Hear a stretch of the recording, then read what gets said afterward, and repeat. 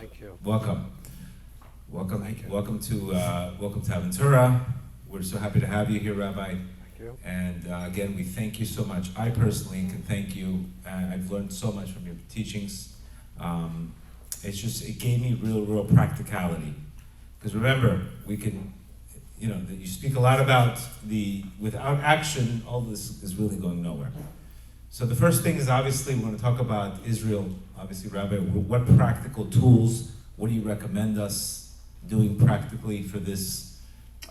Obviously, for example, Rabbi Rush speaks about, dedicating a certain amount of time every day to giving to Kol Yisrael, actually praying. Because anytime there's a time of war, he says it's a time to blow the trumpets. So blowing the trumpets represents prayer. So he wants everybody to do 15 to 20 minutes of giving prayers to every Eretz Yisrael, and that's something that I've been doing and recommended, and I've seen major miracles just on that. Remember, one who prays for others gets answered first. So if you're praying and you're joining this effort, you are going to get answered first. So Rabbi, what do you think are some of the practical tools that seems like it's going to be a pretty much a major journey. It's going to be a process. Yeah. So first of all, thank you for hosting. Thank you for putting all this together. Of course, prayer, davening, tefillah is always essential and important, especially at a time like this. Chazal speak about the two types of soldiers that went out to battle. There were some battles, some that did the physical battle, and there were ones that were home doing the spiritual battle. There's a teaching from the Baal Shem Tov, that the Baal Shem Tov says that when there's war in the world, it's because there's a disconnect between Yesod and Malchut. Wow. Which means there's a disconnect between a type of consciousness of being and actuality. The Malchut, which is the container, the vessel of how we receive our life, is disconnected from the way we think about it. And in short, we always have to think about what is the war about. And everything in life has both a siba, a cause, and has a siba, like the cause of the cause, the primary cause. Now the primary cause, because that's the will of Hashem, ain't no bother. But the siba, the cause on a physical plane, is that there was a lack of achdus in Klal Yisrael, a lack of unity in Klal Yisrael. We were weak as a people, mentally and spiritually, because of the infighting.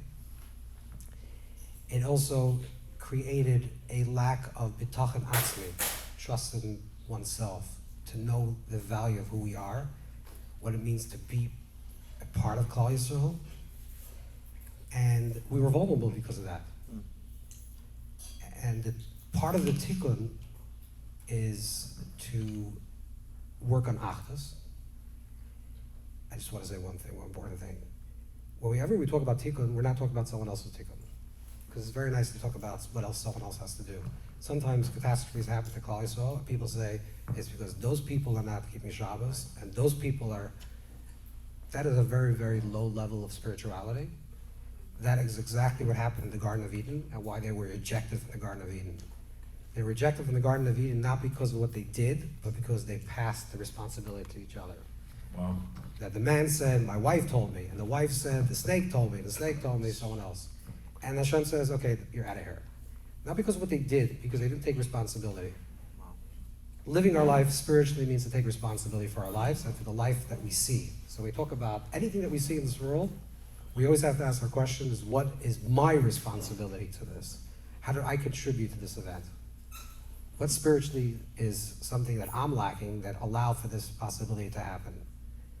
And I think there are two things for every person to think about in terms of their own life. Achdus, what does it really mean to understand that Klal Yisrael, all the people of Israel, are a Gevia Achas, they're one being. It's not something that happens, the horrific events that happen on Simchas Torah is not something that happened to another person, not even to a brother and sister. It's actually something that happened to you. Wow.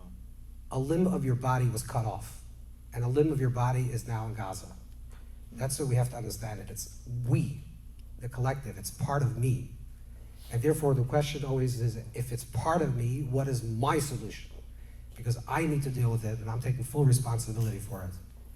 Achdus, to recognize this idea, and betachan atzmi, self-respect, that we have to walk around with pride, with openness, with confidence, everything that was taken from us, maybe, or was wanted to be taken from us, because we didn't have that. This is what we have to reclaim. Not to cower to fear, but to be even stronger Jews, more proud Jews, and more openly Jews. Beautiful, beautiful. It's a great. Rabbi, I was doing a class yesterday, and I was reading. Rabbi Rush spoke about the events in Meron, how somehow, we forgot about the 45 people that died in Meron. We forgot about the Surfside building that collapsed. We forgot about this. Like, how in the world did you just forget about this? Like, nobody's talking about that again. Right. Maybe that was the warning sign. Again, I'm just speculating, but maybe that's, I always say that, good times brings comfort, which bring bad times, and the bad times bring good times. But I was just thinking about that. The whole message of that time is we're stopping it. We're not giving each other space, and somehow that momentum didn't last that long. And here we are today. And I was really thinking about that. It was a concept like, what did anybody change from that event? Has anybody changed? Can I say that you've changed from that Meron event? I mean, and same. It happened in Lag BaOmer, one of the happiest days of the year, with Rabbi Shimon Bar Yochai. I mean, these events happening at these times. It's God is definitely sending us a message. How do you relate that event and this event? Again, it's we're very, historically, as Jews, we're not supposed to really understand events. Because the moment you understand it and give it some type of rationalization, it's almost sort of a justification. Like if I say, the reason why the Holocaust happened is because you just said that it had to happen. Understood. And the previous Lubavitcher Rabbi Rayat said, we don't have to be God's lawyer. We don't have to give reasons why this happened.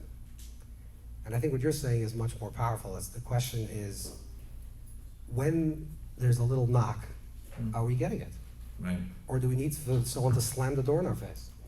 Like, at what point are we going to wake up and recognize that we have a purpose in this world? That Ata B'Edai, Klal Yisrael, we have a mission in this world. We're created for a mission. And the world is waiting to hear what we have to say. And no one is saying it. Maybe you. But no one is saying it. Like, why? What is the Jew? What does he represent to the world? And why is he making so much noise? Why is a population that's not even 1% of the world population the head of every single news channel all over the world? Like, there's something about this. And what is it? What are you? What do you stand for? This week's Parsha, we talked about Avraham Avinu. There was a mission statement. That the mission was L'manash Yitzav as one of his Beis, because we were going to teach the world justice and righteousness and holiness and transcendence. And that's our purpose. We're supposed to be a Meleches Kohanim. We're supposed to be a kingdom of priests. And we have to own it. Rabbi, you often speak about that the greatest teshuvah is living with a higher consciousness. In a higher consciousness, we're not jealous of each other. In a higher consciousness, we don't speak bad about each other. In a higher consciousness, we are fearless. But when we fall in that lower consciousness, it seems to be that we point fingers outside. And that's something that, talk a little bit about higher consciousness. Why the solution, as we said many times, that when Mashiach comes, the world will be in a higher consciousness. There will be presence. Everybody will understand each other. Talk a little bit about how important it is for us to constantly fight to be in a higher consciousness, seeing everything for the best instead of becoming victims to a situation. I think the natural tendency of man is to go to their comfort zone. Right. And the comfort zone of people is usually their lower selves. For whatever reason, that's like another conversation why this happens. And therefore, when faced with a certain thing, automatically we would rather go to the place where we're comfortable, even though it's destructive, than actually open ourselves up to something different, another way of seeing it. But when we live from a higher level of consciousness, everything just seems more right, more correct. I'll give you an example, a very simple example. We're not talking about a person sitting and praying all day or meditating all day. A very simple example, if you're marrying off a child or at a birth of a child, and the person that you really dislike walks into the room, and you haven't spoken to this person for many years, and you're dancing at your son's wedding, or your daughter's wedding, and they grab your hand and say Mazel Tov. You're gonna just grab their hand and dance. Right. All the narishkeit, all the small levels of pettiness is just gonna fall away. We have that quality. We know what that means. We tap into it once in a while. What it means to be in a higher place when trivialities and nonsense and stupidity and fights and this really small things, pettiness, really takes hold of us. So everyone has it. It's a matter of rediscovering it and reconnecting to that place that's who we truly are. I think after October 7th, 80% of people's problems went away. Right. Whatever you thought had a problem somehow was not so important anymore. So that's also teaching us that our perspective was in the wrong place. The ego blocks perspective and makes us self-centered. I think you spoke about it in the month of Cheshvan. The work is to really fight the snake consciousness, which is falling into depression and being self-centered. Talk about the snake consciousness. What is the practicality of the snake consciousness? And give us practicality, as you said when we say Modim, when we pray, the bending over but standing up. Correct. This is a very big topic, but I would just say that the snake in the Torah, the way the Torah describes the snake is that it's an external voice. There's like an inner voice that Adam has and Adam and Chava have, and then there's an external voice. And the snake represents the external voice. The external voice is the world of fantasy and imagination. And it's something it's layered over onto our consciousness. It's not actually something that we think about. It's not creative from within ourselves. That's a redemptive consciousness. That's a redemptive imagination. But an unredeemed imagination is you are bombarded continuously with subliminal messages, continuously. Like just walking down the street, you're hearing things, you're seeing things, and that creates a certain narrative to you. And then you live in that place. That's snake consciousness. And that's why it's full of fear and uncertainties and worry and anxieties, because this was not something that's coming from the inner core. Beautiful. This was created. We have to reclaim our imagination. That's part of the real spiritual work, is reclaiming our imagination. Reclaiming our imagination means to choose to imagine, to use your chushatzi, your power of imagination. So when you learn something, for example, right. Don't just let it be in the left part of the brain, like information, which is excellent. You have to know what you have to know. But then say, how could I actually imagine this truth in my life? And the more you train yourself, the more you become, the way the Rambam, Maimonides describes this, is that you become the rider of the horse. Beautiful. As opposed to the horse riding you, which is your imagination. You spoke about some of your interviews that when we actually look at these pictures, it actually blemishes and it affects our souls. Absolutely. So there's actually, even if you try to some of these pictures, even if you try to not pay attention to it, and there's a deep effect. There's a effect that and I didn't even know until I heard. But there's actually what affects us when we are looking at these pictures. And why is a picture different than just hearing it on the news? Because hearing, the difference between an image and something that you're hearing is immediately translated by you. Okay. Your mind is right away listening to what you're hearing and giving it a certain understanding of what you're hearing, right? Because every person has a certain filter that they're filtering that. But imagery, especially when you're bombarded with imagery, you don't have enough process time to actually decide, I'm going to put this into this particular context, and I'm able to label it in a certain way how I want to receive it. So it just enters the way it enters. And if it's a very violent, God forbid, image or something that's other types of imagery, it affects us. And then people walk around, angry. Right. And like, why am I angry? I have a good life. Well, if you stop taking angry images into your mind, you won't be angry. Or why do I have these terrible thoughts? Well, you allow these thoughts to enter, and they're very subliminal. So to be aware of what the intake is very important. Because one step is we do have to create a voice, and second, we have to also create a tzimtzum, also not too much, not to get too involved. Because obviously there has to be a speaking up, obviously. This is not against. Yeah. This is not against. No, on the contrary. Of course, we have to speak up. Right. No, we have to speak up. This is part of the redemption, the geula consciousness. A geula consciousness is that exile consciousness is I'm just receiving what life presents to me, and I'm always on the run. And a geula consciousness is I don't run anywhere. Talk about visualization. So, for example, you've said many times in your books that the key to redemption was a change from catastrophe to visualization, to all of a sudden, imagining the best case scenario, which I've used many, many times. Talk about what times are good for that.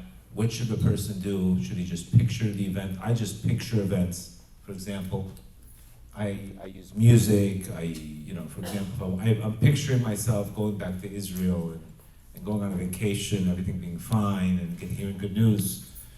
I use music. I use visualization. Give everybody some tools on what kind of visualization should people do. Should they use music? Should they use the real answer? How to invoke emotion, yeah. so we can bring it out and actually believe in it. I don't know if every person is exactly the same. Not every person operates the same way. Okay. Some people are very visual. Some people audible. Some people are through sound. Some people are very tactile.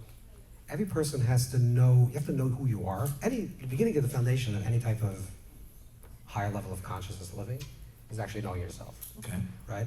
So you have to know who you are. What really resonates in your being. If you are a visual person, like that really evokes things for you. I would say probably the best times are probably in the early morning, before the world becomes muddied with other imagery. The atmosphere of the universe gets a little bit more dense as the day goes on. That's why, in Sukkot, for example, it talks that Sukkah is the idea of Yiska, which is like Ruach HaKodesh. That person has higher intuition because you cleanse the air with the Sukkah or with the lulav. So it's you're an easier receptacle to receive. So I think early morning, late at night, when the world is sleeping is actually a good time. And also, it's important to, if you do visualization, to do it completely. And also to end it. So let's say, for example, a person is doing a visualization of themselves being healed. Right. Let's say even physical healing. That should be done as well. Let's say a person, but we'll use the metaphor of physical healing. Let's say a person is thinking about, they have a cut, right? So you can visualize the cut congealing, the body healing itself, or you can, let's say, visualize you're getting stitches, for example, but take it to the end. Now imagine the doctor that stitched you putting his and walking out the room. You have to the actual physical steps. Correct. You have to go through the whole process. Right. Because otherwise it's just a visual. But if you materialize the visual into its conclusion, that's very important for any type of visualization. Like you say, you're visualizing yourself going to Israel on vacation. Right. Visualize yourself already coming back, and you're already home. Wow. Like, so go through the whole process of that.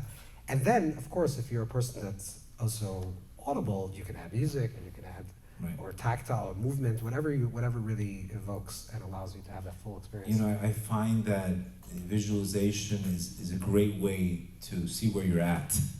Because if you can't even picture it, that means you're not even believing in it.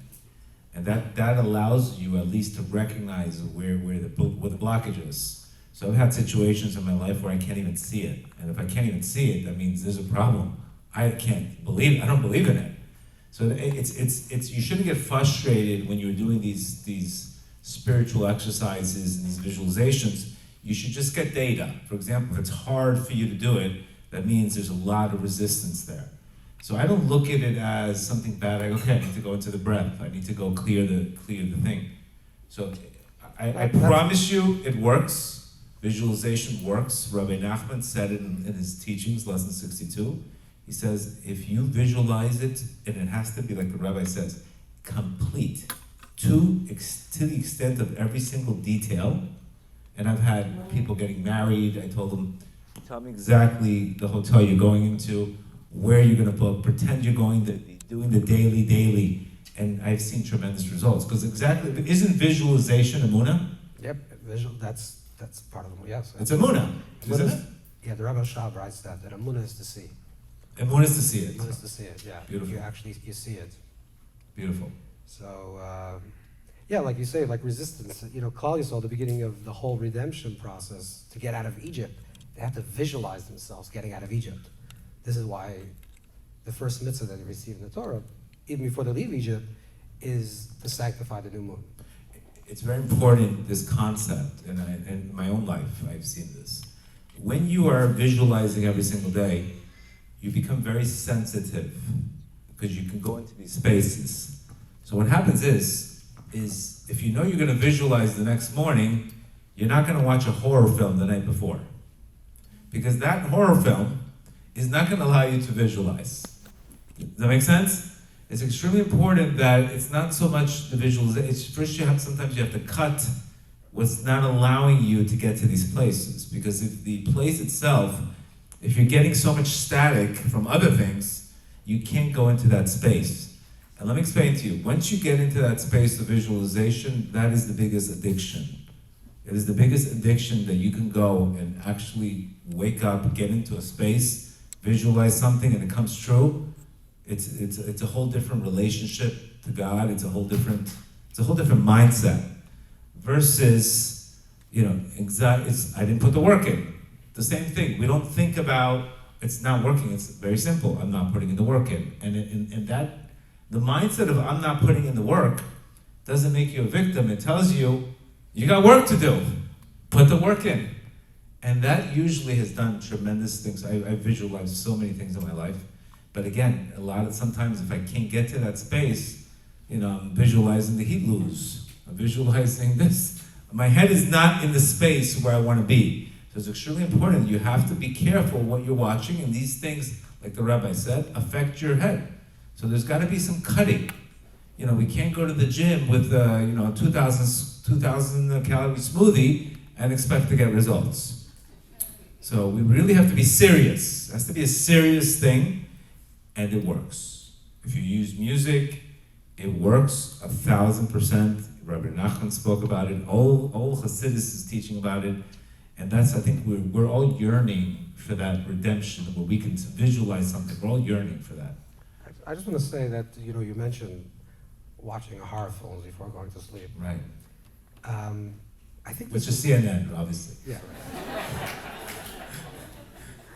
But I think it's super important to know this, that because when a person is going into a dream state, they're actually going into a visualized universe. It's super important to enter into that place with positive imagery. Right. You have to enter sleep in the right space. You can't go to sleep angry, anxious. It's clear. Beautiful. But even you can't go to sleep with any type of negative imagery. You should never fall asleep watching something that is negative, ever. You should always have a way that you're entering into sleep. You're choosing how you're entering into sleep. You're saying, I'm entering into sleep. As I'm falling asleep, I'm imagining, I'm thinking about this. And then when you enter the sleep, you actually create it, and then it becomes manifest. It's so true because, we wake up completely different. You wake up, there's days that you wake up, you're more spiritual those days, you wake up with energy. Yeah. And there's other days that your soul is just not refreshed. You wake up exactly the same. You wake up with you're hungover from yesterday's situations. So you're saying that's because we're not going to sleep the right way. We're not going to sleep correctly. If you want to wake up like the Hasidic masters used to say, if you want to wake up like a mensch, if you want to wake up like a person, you got to go to sleep like a mensch. Mm. So if you go to sleep like a mensch, a person should never drop to bed. Like this whole thing is you're so tired and you just conk. It's not good. You have to enter. It's a process. It's a work. It's an avodah. Sleep is not just there because you can't function 24 hours a day. Sleep itself has inherent value. So if you have to enter into sleep, maybe make a bracha. That's a hamapel. You make a bracha. Say Shema. You're supposed to enter into that state, and then you feel like your soul is entering, and then you can think what that means and enter into a positive place. Then you wake up differently. Right, because you told many times, Rav Nachman, all the sages are telling us that we cannot get the prophecy without joy. Like joy is the biggest vehicle for prophecy. Correct. So if we're not getting the message, if we're not getting the visualizations, because we're not in joy. We're not in joy. Rabbi, let's talk a little bit about relationships. It seems to be, Rabbi Nachman has said many times that our life is a war, and what we see outside is what's inside of us. He says if we're married, the war is within our in-laws, the war is with our family. If we're single, the war is in our head. But there will always be a war. The only thing you could do is not live there. These are exactly his words. After hearing that, I came to a level of acceptance that any time that we have a little peace, it's a 3-day break, but it's not a permanent situation that we're going to have guaranteed peace. That's what he said. Talk a little bit about. He basically is telling us that what you see on the outside world is happening in the inside of your head. And the days you feel angry, there's a Hamas energy inside of you. He didn't say Hamas energy, but he says there's a certain nation that's overpowering you. And we know there's 70 nations, and these 70 nations have different characteristics.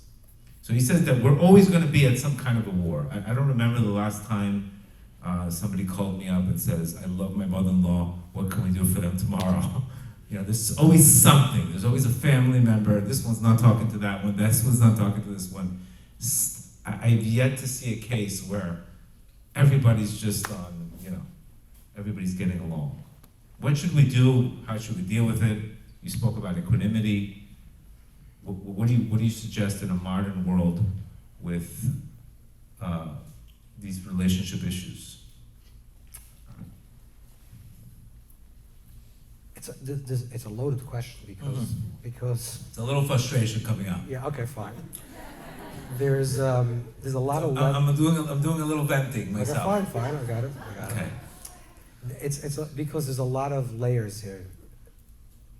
Or just talk about relationships on what to expect. I feel like sometimes in my practical, in general, maybe our expectation is supposed to be that we're supposed to be, 90% or 80% happy, and that 10%, if it's more than 10%, there's a problem. Are expectations out of whack, or what do you think is happening from your personal perspective of what you've seen? I believe that there's stages in relationships. Okay. And you are going to get to a place where you're going to live in perfect harmony with your spouse. You will. In perfect harmony? Yeah. You will. Wow. You will. Please send more wine, please. Yeah. Let it go in through. Let it go through. You will. You just have to be patient. There is. In Olam Haba or Olam Hazeh? In Olam Hazeh. In Olam Hazeh. It's not immediate. Things, we have a certain expectation. This is where the expectation happens. The Kotzker once said that people want to change. Everyone wants to change. They want to grow. But they want to change overnight. And they want to have a good night's sleep that night as well. Which means we lost our sense of process. We want immediate results for everything. We live in a world that's everything's fast. Everything is immediate and dispensable. You have a cup of water, it's plastic, you throw it out. I'm not getting to the whole environmental issue, but that's the way people live. Which is, we live with, is this working for me? Yes, okay. Not, I'll move on. Right? That's the nature of the way we live, because that's the mindset. And we lost the art of process. That things actually evolve in stages. Beautiful. And therefore, a marriage, like any development, goes through different stages. There is the stage where when you're young and you're younger in the marriage, some say 10 years, but there's different ways, and even the Chazal, different ways to think about it, is that in the beginning of a marriage, of course, there's two different people have two different ambitions, two different desires, different way of thinking, and there's always constantly clash. And then you have to figure out, like, if it's over 50% positive, then you're doing pretty good. So your number is 50%. Yeah. Got it. In the beginning. But then as you grow older, I'll give you a metaphorical example, and then like a literal example. There is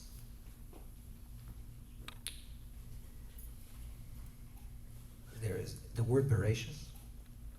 The word Bereshis has 3 nekudas, 3 vowels. So Be, which is a shva, right, which is a dot on top of a dot. Then it has a tseir. Are you familiar with this? Then it has a tseir, which is 2 dots next to each other. And then shis is with a chirik, which is 1 dot. And that's the way relationships work. It starts off top down, which is called achar bachar, back to back. Which is, I don't know you, you don't know me, we're gonna try to make this work. Right. Slowly, from this encounter, slowly the relationship starts moving in a way that we're both parallel to each other. You ever saw older people? This is just an image, but you see like older people, I guess there's a lot of older people here. Right. They're sitting on like a porch on a chair looking out. Not on the internet. No. What? They're not on the porch anymore. They're on the internet. Not the older people.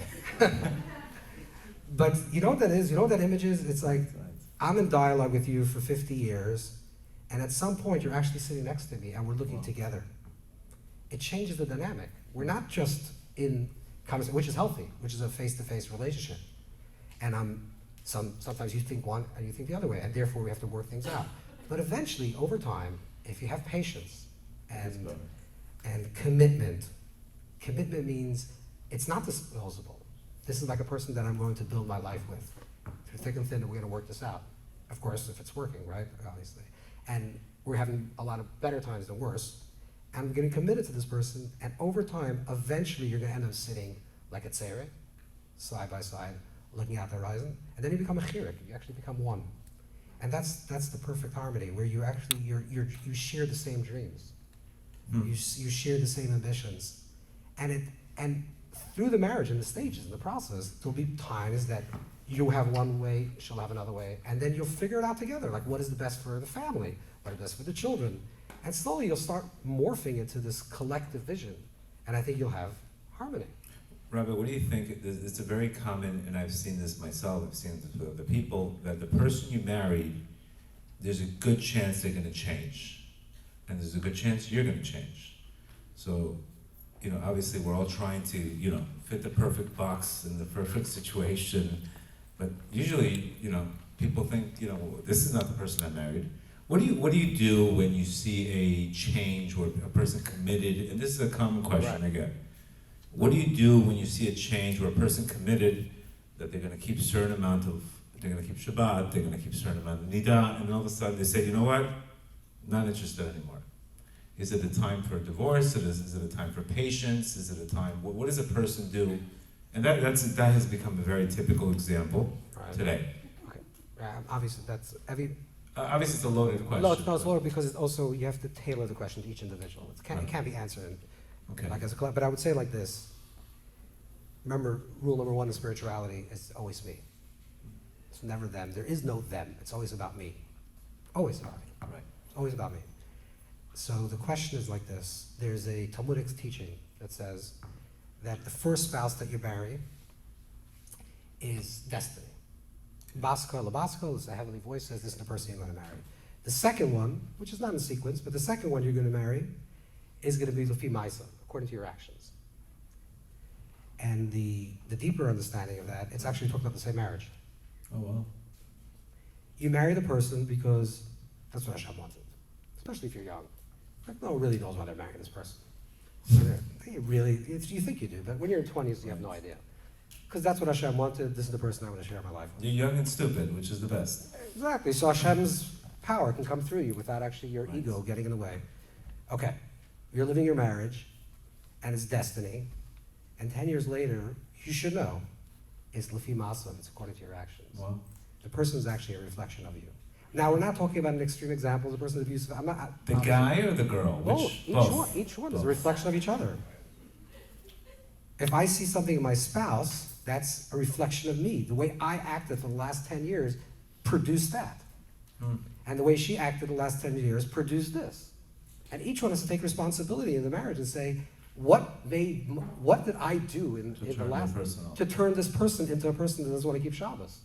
Wow. Instead of saying it's that person's fault, remember, it's never them, it's always you.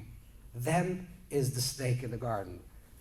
Adam says, she told me, she said, the snake told me, everyone's passing. This is the epitome of Eitzah. This is the epitome of stress. Right. Not taking responsibility. So you're living for many years, the other person is your reflection. Again, we're not talking about abusive situations, that extreme. But a regular situation is, you have a pretty decent marriage, the person is reflecting you. And you're saying that there's the same thing with women and men in general? Yes. Got it. Yeah. The woman reflects the man reflects the woman. Put that in the record, please. Because usually the men they take the hit on this one. Yeah? Usually the men take the hit on this one. So the men think that it's their fault, but the women don't? If the men was giving them enough light, right, the moon would reflect right back. Yeah, but if the man is acting like a moon, then you have two moons in the house. Yeah, but the moon can be shining her light. So she has to also own it. Everyone has to own it. Everybody has to own it. You have to own your life. Beautiful. And what recommendations, for example, where's the first step in that situation in relationships? What do you recommend then? Let's say a situation where, again, this is not my personal stuff. Right. This isn't just talking in general. Right. When a person has to pick between their mother and their wife, this is a common thing where you get this answer very often. You get this question very often. I want to respect my mother, but my wife is not talking to my mother. And if he doesn't take her side, he's sleeping in the garage. And yet he wants to respect her mother by having kibbud abayim. So these are real questions that I get. So it's a good time for me to ask these questions. That is a real question. What does a person do? What should he do? Should he try to find a resolution? Whose side he should take? Etc. I'm sure somebody else has these questions in the room. I'm feeling. You know, I once observed. This was many years ago. It was someone's house, and it was a young couple, and the wife did something like clumsy, I guess, like if she spilled or something, and the guy like winked to me, like or made with her head, and then I realized, bad one. That is terrible. You are your wife's side, right? That's what you're doing now. You're not. Your commitment. You know, we can have a commitment to the past or a commitment to the future. We should always commit for the future. When we're building a home, your number one priority is to build your home. And part of the building of the home is to have a good relationship with your spouse, a good relationship with your children. Now, if your parents, for some reason, can't do that in the relationship, then unfortunately, it's too bad. Besides doing the practicality of becoming the change you want to be, is it my job or my spouse's job to fix the other person's spirituality? am I okay saying, listen, this is where I'm at in my life. If you don't want to change, I have to respect you. Do I have to attempt to change the person? Do I have to? How much space is the person supposed to do? Because a lot of people think that it's their project to change another person. No. It's not your project No. to change another person. No. No.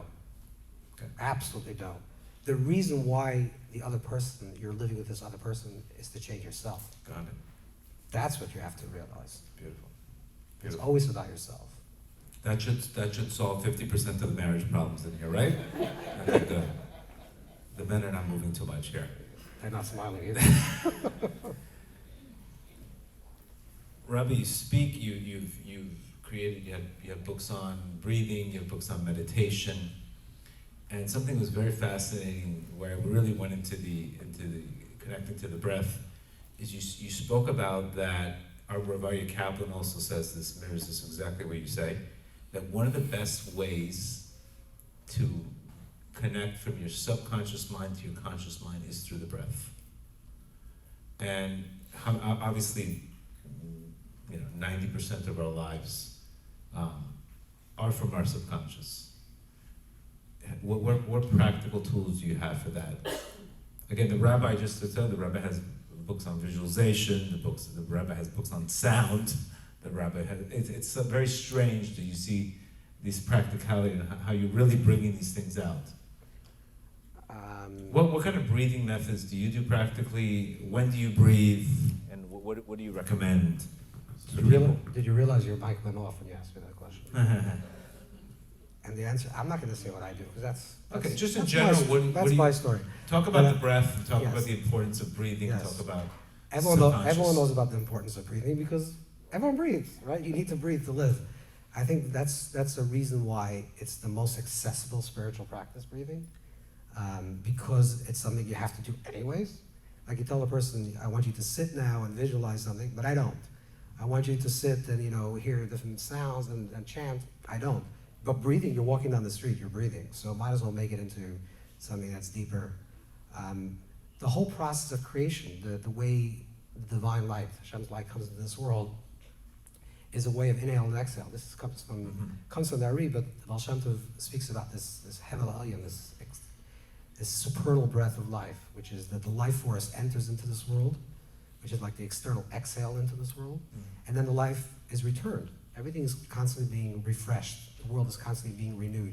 When you say that the world is, every moment is a new creation, right, by definition it means that every other moment is a world destruction, right? Because if it's being created, it means it was uncreated and now it's being created again. The uncreated process is the way the world is returning into the divine inhale. And then every time we take an inhale, we're actually breathing in the divine exhale. Wow. And that we're circling energy upwards. And we're connected with everything. Just a very simple awareness of breath allows us to expand ourselves to beyond the self. Rabbi, you have 12 books on the months, and I think they're fascinating. Thank you. They're just fascinating. The rabbi is strongly recommended on Amazon. I believe they're on Amazon. Yeah, I think so, yeah. The rabbi has a book on every single month, the energy of the month. And not only talks about the Kabbalah of the month, but it talks about the practical tools, what to expect in a month. And I think that has tremendously changed a lot. Because what you expect in a month already, if you see, like for this example, this month is a lot of, it feels like there's an energy of resilience, that we're always falling and we're getting up, and we're getting up. It's Scorpio energy. Talk about how to bring the month into you. What do you do practically when all of a sudden Cheshvan comes and that energy comes to the day? You know what's really fascinating about this conversation, I'll tell you what, Yes. is that whether we're conscious or not, everyone feels it. Right. It's not a superimposed metaphysical truth that you're trying to create, saying this month is this, but I don't really feel it, but that's the truth. Everyone feels it. It's a transition period. Everyone feels the weather changing, maybe not in Florida so much, but everyone feels the weather changing, the days are getting shorter. It feels like, the holidays, like the Yom Tov or the New Year's beginning. Everyone feels this type of entering into this morbid type of place, and then the strength to get up. So I think the months on their own, there's when the Kabbalists talk about what the energy of every month is, what the letter of the month is, what the name of Yud Kei Vav Kei, they're just revealing to you what you're already feeling. They're giving you tools to show you, why am I feeling so down but needing to like push myself, resilient? Why am I feeling like hopeful when Kislev comes? Amazing. So it's giving you tools and saying, this is what's going on, this is what's happening at a metaphysical level, and this is the way Hashem is talking to us. Incredible. Right? One of the things he said about Cheshvan this month is that we're not getting any arousal from above. So any happiness that we have today is because you put an effort. I mean, you're just not going to wake up and say, hey, what a great day today. Right. If you did something, you worked out, you did this, you did that, that is going to give you some kind of joy. There's nothing that's going to give you, it's not coming from above. So it's an amazing thing to recognize that sometimes we have to push a little harder. And it's nothing wrong with you. It's just you're dealing with a certain amount of energies that the energy's there, and you have to push through. Yeah, this is the month to push forward, to get up. You know, I talk about the snake because one of the interesting things about the snake is that you have to break snake consciousness through bowing down a modem. Right, that's literally the spine. What you do in modem is you bow down, but then it says that turns into the snake, which represents this type of energy that goes through the spine. But it says that when you get up from modem, you also have to get up like a snake, like a chavia, which means you have to transform snake. Wow. And transforming snake is the idea. That's why snake is the same numeric value as Mashiach, because the transformation of snake is the redemption of imagination is Mashiach. Because the reason why we're not Tzaddik Rakai, one of the great tzaddikim, says that we used to serve God with action in the Beit HaMikdash time, right? We brought an offering, physical offering, and then the neshama Faras Hasenu, then we speak about the offering, which is dibur. But it says in order for Mashiach to come, we actually have to redeem our imagination. Wow. And it's actually happening, which means the world is moving from a world, this is part of the unfortunate and the fortunate part of what's happening in the world. People are learning more visually than audible today. Which is, it's a movement towards the visual, which is really a messianic idea if it's done correctly. Rabbi, what do you think the role of woman is today, as far as just like Mitzrayim, the women were responsible for the liberation, yet also the women are the ones that spend the most time on social media. So are we using that energy correctly? Are we using, and I've seen this again, I many times I ask people, we're black and white here. We're not going to sugarcoat anything, obviously. But there's a lot of, when you're comparing your life to other people's lives, and you see the perfect couple, you're not seeing if the guy got hit with a coconut before, you're not seeing if the guy threw a shoe at her, you're just seeing the highlights of a perfect world. And all of a sudden, people are buying into this. And when you're buying into this picture, all of a sudden you feel like, what's the point of praying? They're doing nothing, and look at me, I don't have that. So that's making you despair. You compare, you're gonna despair. And then that visualization cannot come out. And I've seen that a lot of people, I've said, hey, why, if you're not married, did you picture this? Did you picture that? No, I can't. How long are you on social media? 5 hours. You have 5 hours to be on social media, but you don't have 10 minutes to manifest? So we have to get the priorities straight. And I've told people, I want you to 20 minutes, 30 minutes, cut this out, and your life will dramatically change. Because I recognize even myself, when I'm too involved and I don't feel like doing anything. If I had it my way, I would ban all these social medias. Yeah. I think the reason why people are walking around depressed, they don't know this, especially the youth. I don't know if you know what's going on even just in America, which I'm not even talking about Jews, just talking about America. You're talking about the highest level of suicide in the history of the country. And it's all young kids, and it's all social media. Right. It creates, if you are on social media, I don't know why you have to be out there, but let's say you need to for some reason. If you they have to see my post. Okay, fine. So if they're on social media and see Gedalia's post, do not do it in the morning. You have to carve out time for this. The foundation of the day is is the most important. Right. The first thoughts that you have for the day, the first words that you speak, the first action you do, is the foundation of your entire day. Right. So you have to make sure you wake up in the morning and you do not turn on your phone for at least a few hours. Just start your day as a mensch. Right. Go to sleep. Do not fall asleep looking at social media because you're going to have depressing dreams and you're going to wake up depressed the next morning. And most of these things are not real. Like you're buying into Nothing is it's real. not real. So you're getting upset about something that's not even real. Correct. This is an algorithm that's trying to get a dopamine to keep you addicted to this nonsense. But stop it. Like why the madness? Certainly for young people, and this is horrifying. What's going on? I have seen personally when I am on next thing you know, I'm just not focused. Yeah. Next thing you know, you wake up, you don't feel like doing it, and Correct. it does affect you. So if you really, just the practicality, you eat a heavy meal, you're not going to expect to have energy to work out the next morning. Absolutely. So it really works on the same thing. So your imagination has to be completely clear. A few hours in the morning. Clear these things out. A few hours in the morning, a few hours in the evening. It's so important Absolutely just not. to cut certain areas before you go to sleep. And the time you wake up, just because that's a space to create. Instead of creating, we're reacting. And what are you reacting to? The same nonsense as everybody else is reacting to. So it's extremely important that wealth is really not giving energy away. And a sign of wealth is that my energy is not giving. You had a whole class on equanimity, which is living the inside out, not the outside in, which I thought that concept was amazing. Yeah. Like living in a time of presence. Talk a little bit about living in the inside out, not the outside in. I mean, we constantly have a choice how we're going to live our lives. If someone tells you something, and the story of Canaan and the story with Noach is that whole story is that the need to impress or to need to be impressed is living like a slave. I'm choosing to live in the response to other people's perceptions of who I am or what my reality is, which is the way of living from the outside in. Or if you wake up in the morning and it's dark outside or it's raining and you say, today's not going to be a good day, the weather dictated to you how your day is going to be.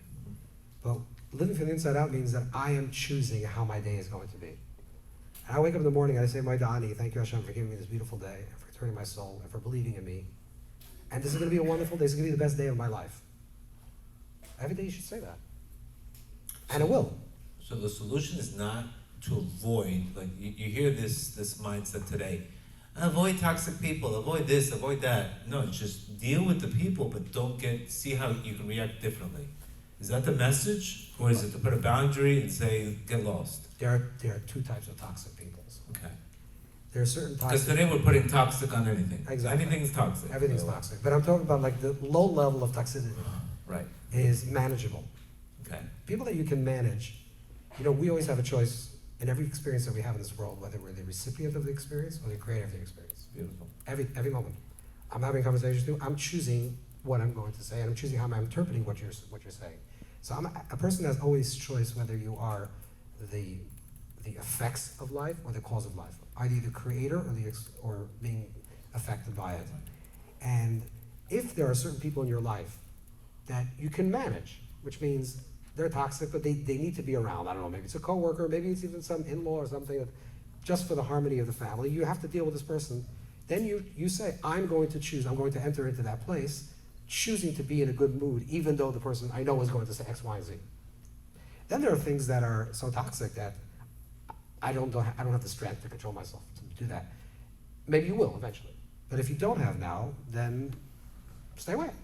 Rabbi Nachman often says many times that by focusing on the good points, which is the godliness in the person, I can physically change the person through my energy. What do you think about that? Just physically looking at them and seeing the good in them, I can physically change that person by sending them good energy. What is your concept of good energy in Kabbalah? Is it an or makif? How do you relate to good energy? How do you bring that down into a practicality? What physically happens when when I'm judging people positively? I hate to ask you such a complicated question. It's a good question because it also goes into the opposite with the ayin hara, like Correct. someone projects an ayin hara at you. So it's important to understand that every encounter has two. So there's the negative perpetuator or the positive perpetuator of that, whether it's a visual or a word, and then there's a recipient of it. Okay. The Gemara says, when it talks about ayin hara, that if a person feels they have an evil eye in them, or they feel they can be affected by an evil eye, they should put their hand, wrap their hands around their body, make a loop around your body. It's a Sephardic crowd, they know all the tools. Okay, fine. And you should say that I come from Zara Shalios, I come from Kasina, I come from... What exactly is the move, so you can show everybody? The thumb and the thumb. The two thumbs? Yeah, thumb and the thumb. Got it, like this. Yeah, exactly. Okay. Why specifically that? Okay. So what you're doing basically, you're metaphorically creating a loop around your body. Wow. You created your own loop. And you're basically saying, I'm like Joseph,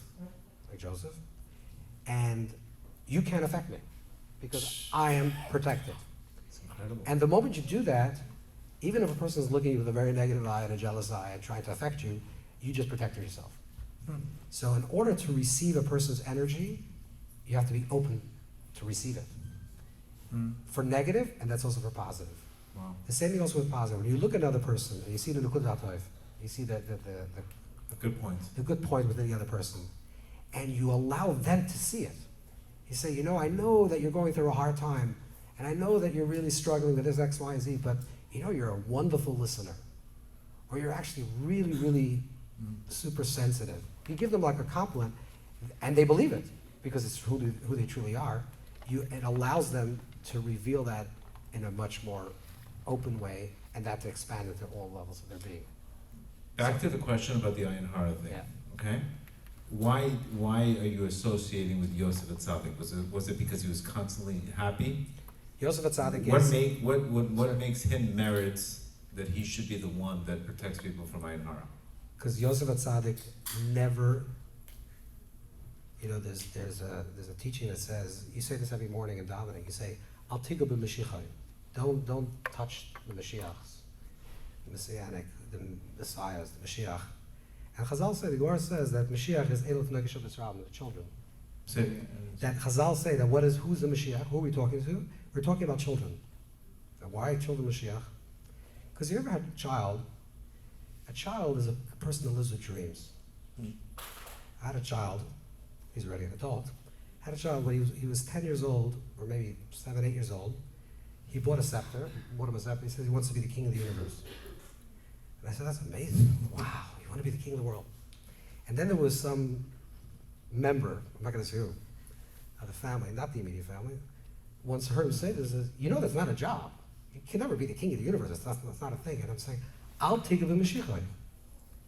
Don't touch the child's dreams. Child wants to be the king of the world. Life is going to smack him. He's going to grow older. But when he has the pure innocence of imagination and dream, let him have the dream. Yosef, you want to know why Yosef? Yosef is a young little kid, teenager, and he has a dream. He's a little shepherd boy in Canaan, and he has a dream that he's going to be the most powerful person in the world. And his brother said, what? You're nobody. How are you becoming this great king? His father protected that dream. His father held that dream. His father said, don't tell your brothers because they're not going to understand. But I know I'm going to hold that dream for you. And that's what he became. He was never affected by other people trying to put him down. He knew that he was destined for greatness. Amazing. And every person, by the way, is destined for greatness. And the reason why most people don't reach greatness in their life is because they never had someone that told them that you can be great. And if anything, when a child, they said, you're asking weird questions. You're not really fitting in. Something's wrong with you. And all the kid was is a creative child. Right. And this has tremendous imagination. But when you have a child, celebrate that. Shamar Sadavar, protect that, hold it. I think people fear being great because of being judged when they fall. They can't handle the judgment. I think people also fear being great because they know they could be great, and then they don't have an excuse of why they're so mediocre. Because if you know that you can really be bigger than your problems, then why aren't you? Right. So the best thing is saying, I can't. I'm a struggler. This is who I am. I'm a fighter, and I lose so many times. No, you're not. Who told you that? Who told you that story? Right. You want to tell yourself that story because you don't want to live greater. Because if you are going to live greater, I'm beyond the problems. Watch, I never get angry. Back to this concept of becoming the new you. Yeah. You've mentioned many times, I've almost memorized your books because the teachings are just phenomenal. I've used many of the tools. You said that in order for a person to change, he requires 3 steps, right? Havdalah, Hamtaka, Havdalah, and, Hana, Havdalah, Hamtaka, which means submission, separation, and sweetening. Explain, give us this concept in a practical way, these 3 steps, what people do. How people can get to these, what does it mean on a practical level? Anything you do, very, very concise, everything that you do, own it. So that's the submission. That's submission. I own what I did. I'm taking full responsibility. It's not his fault, that fault, the other fault. It's my fault. I perpetuate this action. I own it. Number 2, I separate myself from it. It's not who I am, it's what I did. You must make that distinction, because if you say you are what you did and you did something that was negative, then you are negative. You're not negative. You're a good person that did a negative thing. So separation is, first I own it, submission, then I separate, which means that's not who I am, it's what I've done. And then the next highest level is sweetening, where I can look back at all my mistakes and say, it actually made me the person that I am now. Beautiful. And that's the transformation of something that's negative to something positive. Beautiful. So submission, and what do you think people have the hardest stage in? Either submission or separation? That's Not the question. Not admitting to the issue? I think a lot of people or identifying themselves with the problem? I think, first of all, a lot of people don't want to identify that they're the perpetuator of their lives. Like, if a person's life is not working out, they're going to blame everybody besides themselves. Correct. And then once they own it, then they start feeling like a loser. Okay. Right? Because then the second stage is, okay, so I do own my life. And okay, let's say I want to make money. Let's say it's a very trivial thing, but let's say, I don't know, people want to make money. Let's say I want to make money, and I'm 40 years old, and I didn't. And I haven't made money in my life. Or I want to be in a good relationship, whatever it is. First thing is like, oh, it's this fault, that fault, the other fault. And finally, at some point, you say, okay, but it's really your fault. And then if you really own it, then you start feeling like a loser. Like, what's wrong with me? Why am I in a good relationship? Why am I not making money? Right? And that is where the second problem comes from, which is submission. Which is separation. Separation. Which is, yes, you've done these choices to create the reality of your life as it is now, but those are things that you did. That's not who you are. And you're actually much bigger than that, much better than that. I guess that's where mindfulness comes, because we have to recognize, for example, I'm not a body, I have a body. Correct. If, for example, you're trying to lose weight, oh, I look terrible. You are a soul that has a body, you are not a body. So once we start separating ourselves from that, I have a body, I'm not the body. I have a mind, but I'm not the mind. That's where real mindfulness comes, and that's where people can sweeten it. Yeah, I mean, mindfulness, presence, being mindful is an essential thing to live any type of, like Yeshua Das, that presence of mind is always. I find that separation in my personal life, I have to do it through his bodhidut. When I go into a deep meditation, I'll have that. I'll look at the event. I will look at the event, not be like under a rock in the event. Right. So I think prayer, what it does is allows you to not be so attached emotionally to the event. So you don't say, "Oh, I'm angry." No, there's a moment of anger, but without that deep contemplation, you can't do the Havdalah stage. You can't separate yourself from the situation because you're too in the situation. And I guess this is where you see today people taking a lot of psychedelics. Right. They want to separate themselves from the event, but you can get the same thing through his bodhidut, and you won't throw up. Yeah, right. But it takes patience, time, and a lot of effort. But you see, when I've seen in a good prayer, Right. I don't see myself in this. I see myself watching the situation, and then once you watch the situation, oh, I can change this without the judgment and beating yourself up, etc. But I think the word das, which is Yeshiva das, the Right. idea of settled mind, da and aid, Kabbalistically are the same, they're actually the same letters, but it means a witness. Which means, das means to observe your life as a witness. As a witness. As a witness. I'm observing my life in a detached way, because then I can untangle myself from the problems. Because when you're stuck within life itself, within the trauma of life, it's very hard to untangle yourself. But the moment you can step back, you can do it through Mindfulness or any type of deeper practice, even in prayer. What you're doing is you're allowing yourself to like observe yourself. And then once you can observe yourself and your story from a detached place, from a witness place, that creates a certain settlement within your consciousness. Rabbi, the New Age psychology, you said in a podcast that you see modern psychology, the Rashab says, is 50 years ahead of us. That there's somehow all these tools are with modern psychology or with the non-Jews. And I've seen that, for example, you see a big movement today in the future self. Like, people want you, a lot of books on imagine yourself as a future self versus reliving the traumas of the self. What do you think is the best form of therapy today? Again, it's a loaded question. Now you're getting into a lot of But trouble. I'm trying to put as much questions so we people can get In the best. general, again, How much should a person focus on his past, and how much should a person try to recreate his future? a person should never focus on his past, period. The word avera, sin, comes from the word avar, past. Wow. Because the past that's masha avar, it's past. So, The only place that we live is in the present, right? That's the only place that we're actually really experiencing life. Everything is either memory or fantasy. wow. Right? So either you're living in the past or the future, but the only real moment is actually me right now having this experience in this present moment. And this is the ultimate expression of the name of Hashem, really, because the name of Hashem is Yud Hey and Vav and Hey, and it's Yud makes the action continuous. Hey Vav Hey is Hoiva, which is present. Wow. So Yud Hoiva means the ever unfolding present.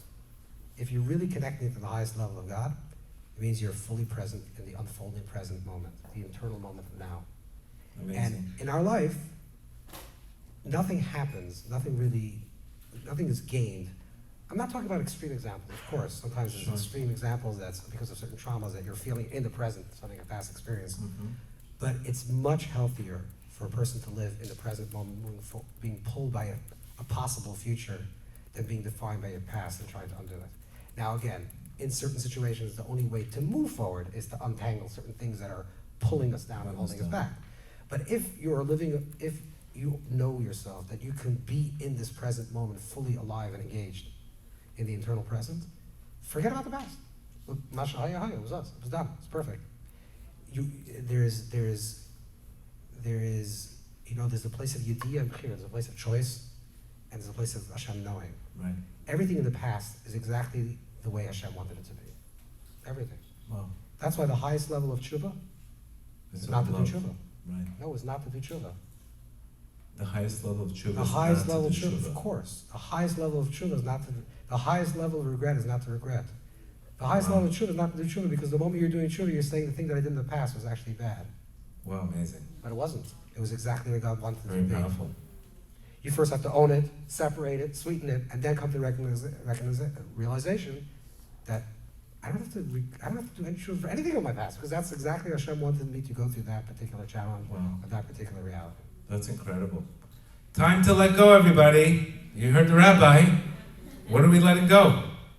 Wow. So that's how we can let things go without guilt. Because obviously, you see this as there's a lot of shame and guilt, and there's a lot of All baggage. non-Jewish words. Wow.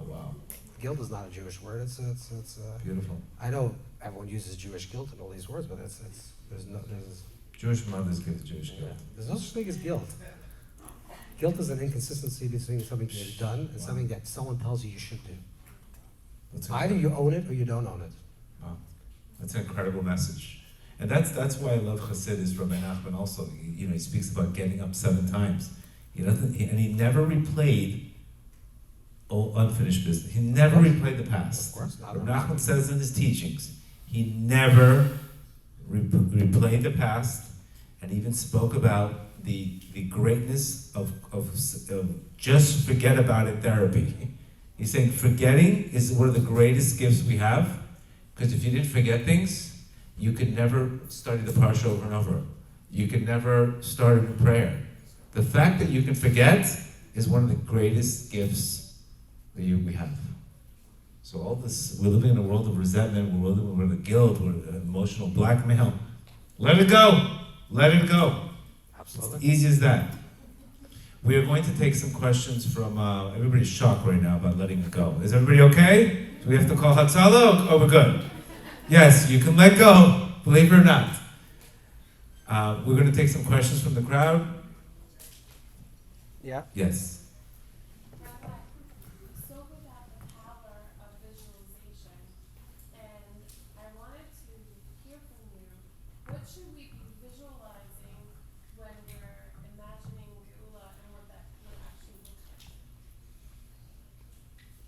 Can everybody hear the question?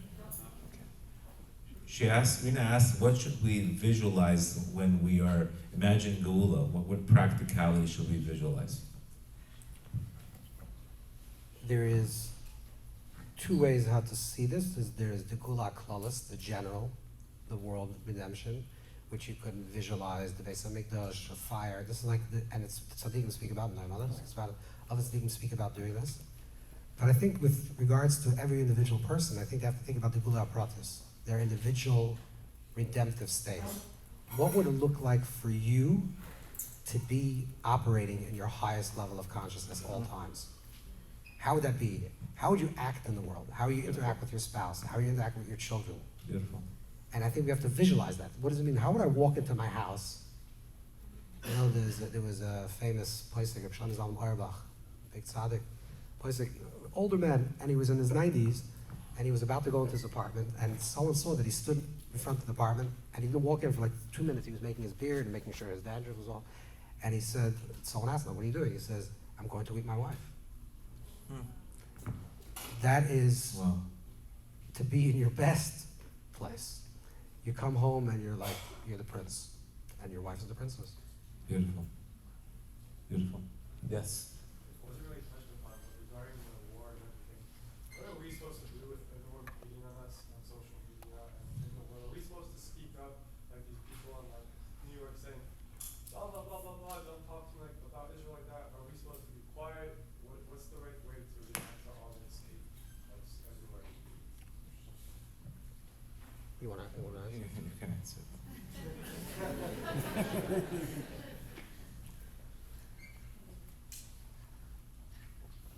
Part of having a geula, a redemptive, this is from the oil that came down, the teachings that came down from the Baal Shem, the oil of Mashiach, is that a Jew should not be coward ever again. A Jew should never feel like they don't belong ever again. A Jew should never have to run ever again. Because exile means that I'm not in the right place and not in the right time. Redemption means that I am in the right place and I am in the right time. And not only am I in the right place and the right time, but the whole time was created for me to be there and for this encounter to happen. So I think we should never, ever again cower. And if someone spews anti-Semitic statements against you in the street, I think you should slap him, in my opinion.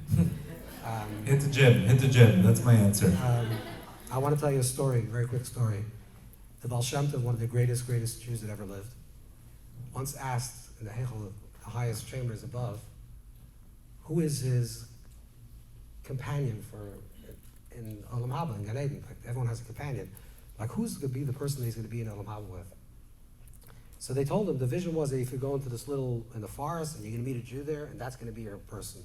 And he comes there, and he sees like a big, huge brute, like a real, like a monster-looking guy, like 6'10", 300 pounds. Right. And he's like, this is the guy? Oh my God, like I'm like on the lowest level of spirituality possible. And he sleeps with the guy throughout the night. He's waking up, Baal Shem's waking up, he's thinking, like, maybe he's saying Tillim at night, maybe he's a hidden tzaddik. The guy's snoring. And he wakes up the next morning and he cooks himself a huge meal, and the Baal Shem had a real nefilas haruach. Like he really felt really terrible about himself. And after a few days, like sitting and watching this person, he realized there's nothing, the guy's nothing. It's like he eats. He eats and sleeps. So he said, maybe like, tell me something about yourself, like something interesting. He said, I'm not an interesting person, I'm a very simple guy. He says, but tell me, why do you eat so much?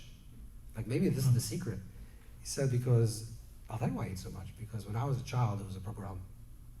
Wow. And in this pogrom, they took my father,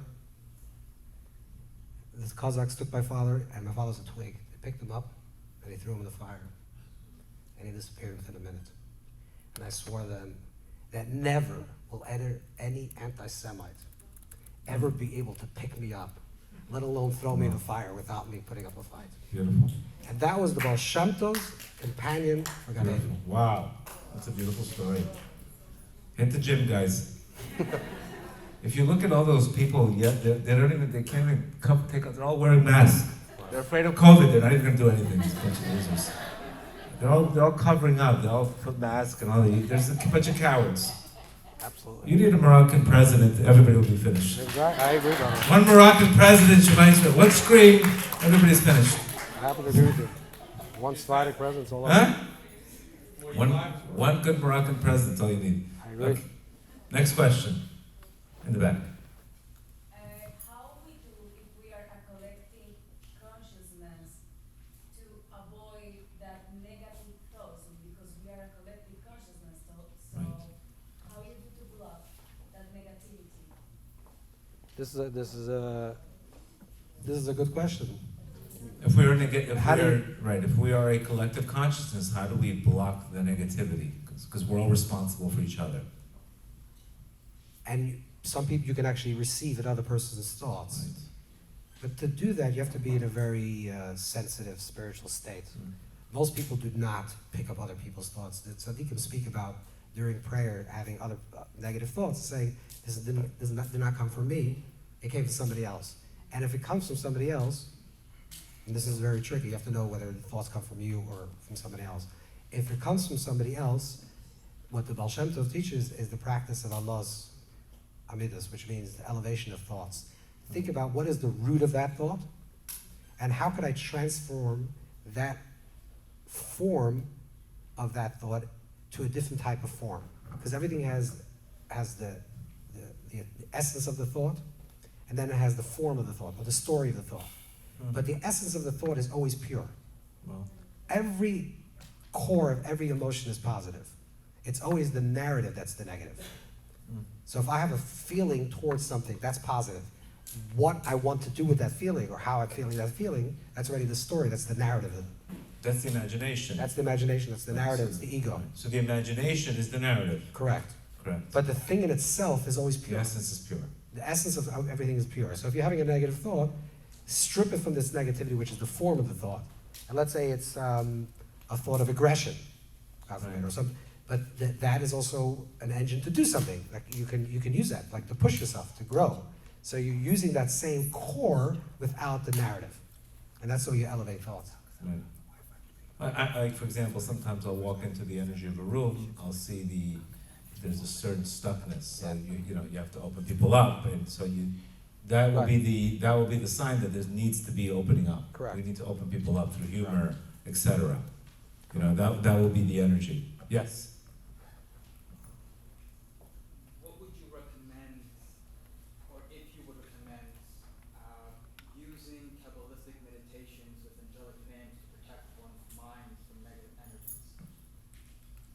So what was to use Kabbalistic No, meditation? what would you recommend if somebody would use Kabbalistic names to basically create a bubble around him, or or to protect themselves. You're asking if a person should use divine names? Can they use divine names, or is this dangerous, or? No, like you said, like, Shema, you said like above me is to the right, to the Right. Right. Right. And above me is like two Shemot Hashem. Yeah. Why don't people just do that? It's very effective, if you would recommend it. It's when you're talking about the names, when you talk about the divine names, there has to be a certain type of.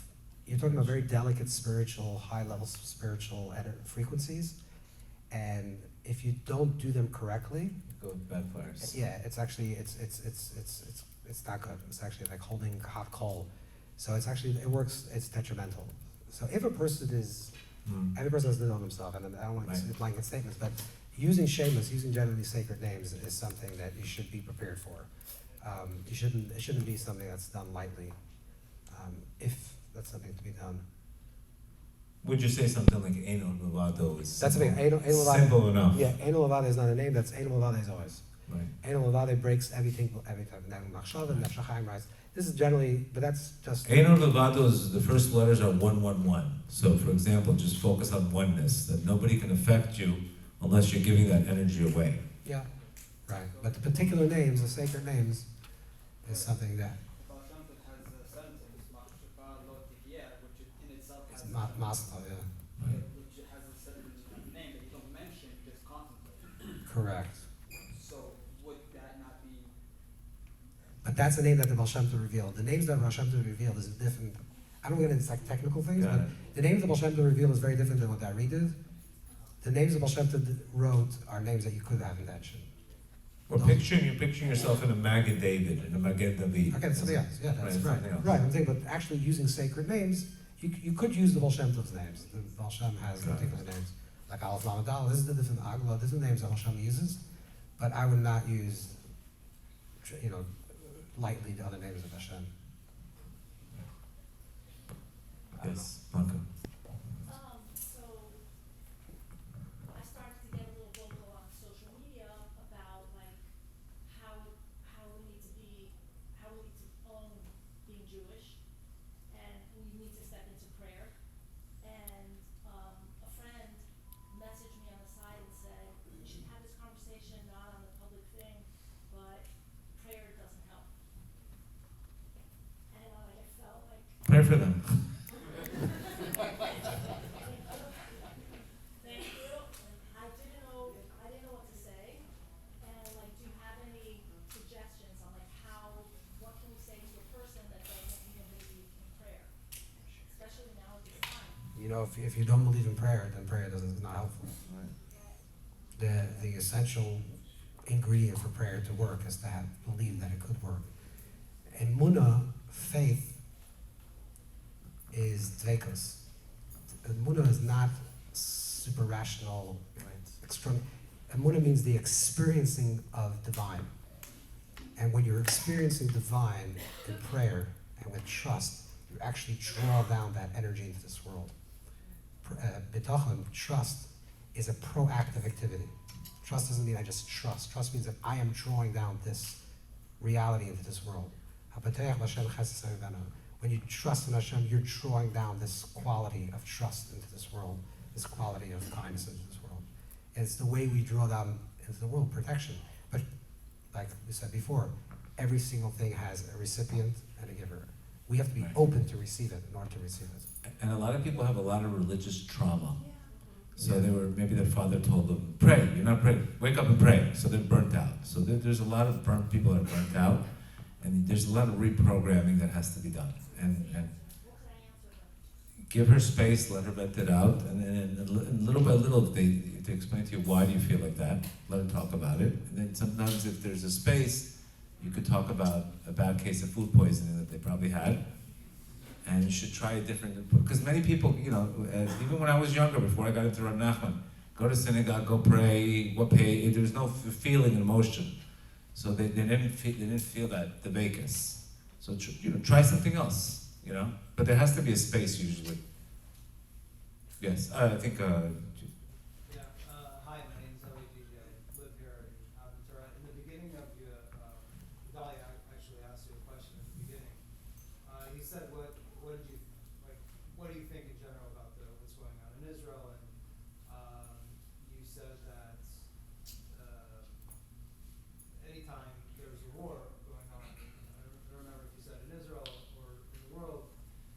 vision. there was some kind of disconnect between the Jewish people and Hashem.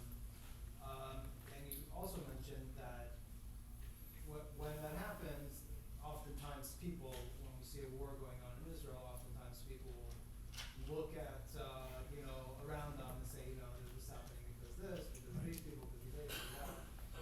And we should really look inward and not look so much outward. So from, like, in a practical perspective, what does that mean for, the average person, and how do we apply that to ourselves? It's not so much a disconnect between Hashem and us. Yesod Malchus. Yesod Malchus, which means Yesod is the world of perfection. Malchus is the world of is the world of reality, or you say it differently. Yesod is transcendence, and Malchus is immanence. So our immanence, which is the way we live our life, is not connected to our ideals. Mm. That's what Yesod of Malchus, the separation is. Like, we know things to be true, but we're not living it. Mm. So I know this is the way I would like to live, and I know this is the truth of existence, but I'm not living it actually in my practical life. Not, but you're saying, so the practicality is a lack of faith. Yeah, we're not actually drawing into our practical life. So you're saying you would so pretty much living a comfortable life and basically not getting this again. Right. But it's basically, I have an ideal, what I know to be true, and I'm not actually living Doing it. it. I'm not actually doing it. Got it. And so that's why it creates friction in the world. Right. That in itself creates Right. friction, which is war. In our own life, that means to own the truths that we know to be true and to make sure that we're living it. Like, if I know, let's say, Eino Movade, I know that Hashem rules the world and everything is, but then I live with fear. And I'm saying, yeah, Eino Movade, and I trust that I trust in God. And then I'm saying, but what's going to happen in Israel? And I'm afraid, and there's so many, the billion, and all these negative thoughts. But so there's a disconnect. There's a disconnect between the way you think the truth of it and the way you're actually living. We have to make sure that they're integrated. Mm. Take those every single morning when you think about the certain principles of truth and what you think of this idea of Netzach Yisrael, that Klal Yisrael is Nitzchi, is infinite, is eternal, connected to the eternal one. And Hashem is always guiding us, and Hashem always protects us throughout all of history. And we are Hashem's witness in this world, and to live it. And how does it mean in my practical life? How would I live as a Jew in this world today, knowing this truth to be true? Beautiful. So it's practically living with, like, doing things just without kavanah, without really. Without too much, because kavanah sometimes. Or just, like, for example, praying, like, just to get rid of it, just to do it without. Right. To just get to the next thing. Right. In Yiddish, they I say. find that very. I think I can. One of the relate to worst statements in Yiddish, if you speak Yiddish, is "Ich hab abgedavnt," which means someone says, like, I finished davening already. I finished praying. But in Yiddish, it's abgedavnt means like it's like a chore, and I got rid of it. It's like, I can start my day because I got rid of davening already. What do you got rid of? The whole day is davening. Davening is what you're supposed to be doing. Everything else is that's the chore. You're not you're not davening in the morning to get. I need to get my day started at 9, so let me go to davening before that. Your day is starting with davening. We were living with an obligation instead of an opportunity. Correct. So we put very low effort when things become obligation, where we look at opportunity, and this is all you need is shalom bayit to wake you up. Yeah. For example, a person's, okay, shalom bayit, okay, you know what, I don't know if this relationship's working out for me. Divorce, the opportunity now to make it better. So again, I've always said this, good times bring bad times, and we've seen this through history, Rabbi. Yeah. We've seen this the Jews had everything in with the time of Purim. What happened? Orgy. They got comfortable, King Ahasuerus, bad time, created a good time. We saw it in Hanukkah, same thing, we had everything. What happens? They started becoming lax. Good times became bad times, which became good times.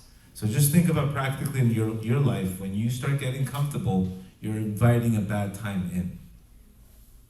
That's pretty much it. I hate to tell it to you so, but that's pretty much it. So being aggressively and having ratzon is much better to serve God through inspiration than through desperation.